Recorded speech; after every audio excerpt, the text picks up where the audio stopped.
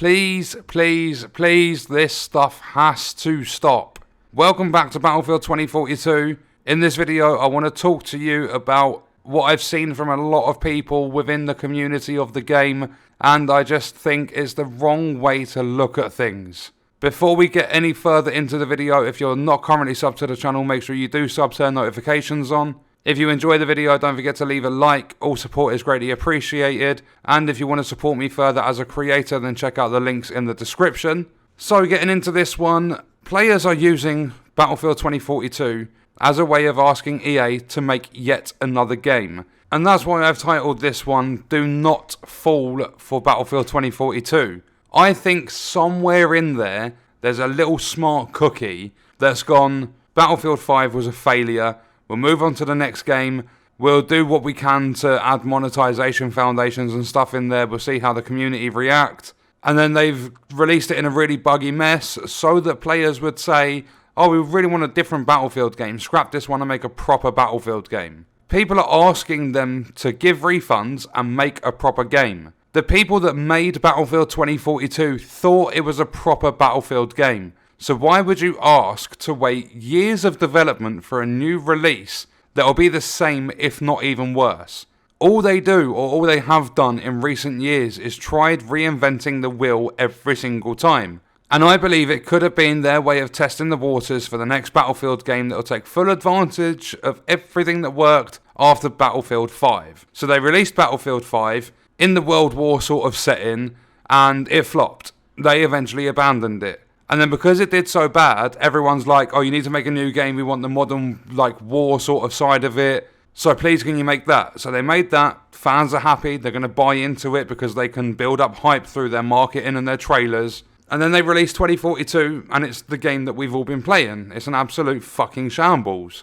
So now they have it in their heads, oh, Battlefield 5, they wanted us to go back to previous Battlefields, make a modern war type.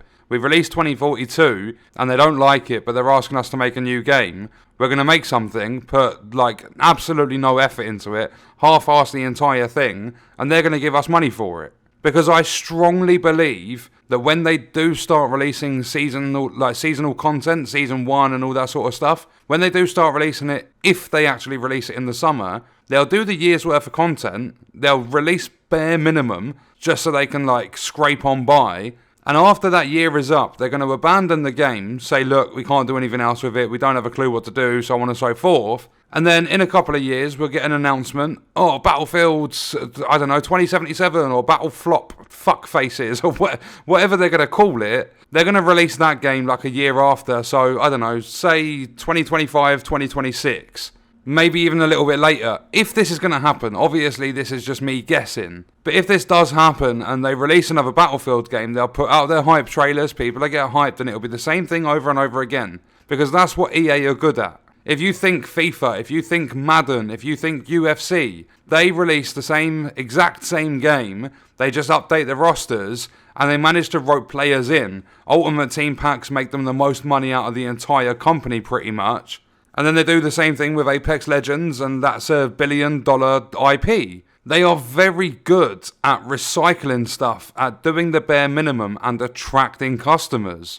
I know the whole thing is business. Don't get me wrong, I totally understand that they have to make money. But when they're taking advantage of people, when they're misleading their consumers, and when they're false advertising their products and getting away with it, they're going to continue doing it because that's what makes the most money. It's like anything in this world. You look at my channel, a lot of my content, most of it in recent times has been Battlefield 2042 because it does so well for me. It gets me a load of views. I don't do it purely for the money. Obviously, I do in a big way because it's my business. And the more the views come in, the more my business grows, the bigger it becomes, the more money I make, so on and so forth. And before anyone goes in the comments, oh, why are you doing this then? Play other games. I have to do this, it's a business, and by you watching a video or subscribing, it doesn't harm you in any way. You can click off the video, you can unsubscribe, but when you're giving these companies money and enabling them to carry on doing what they're doing, they're not going to stop.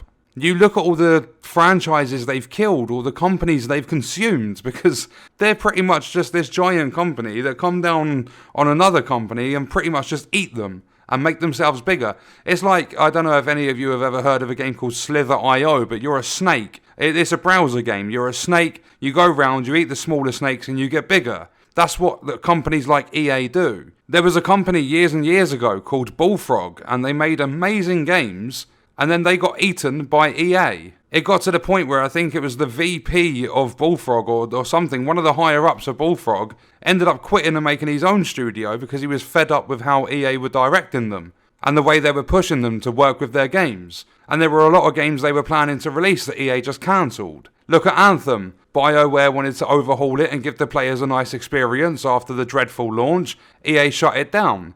EA were approached with a Star Wars Battlefront 3 and that got turned down. It happens in a lot of companies, but EA are one of the big corporations that do this on a really, really regular basis. So sitting there asking them to make another Battlefield game, you're going to have to wait years and years for the development of it. You're going to have to sit there and play the bare minimum of Battlefield 2042, the broken mess with barely any players. You're going to have to play that and wait for it.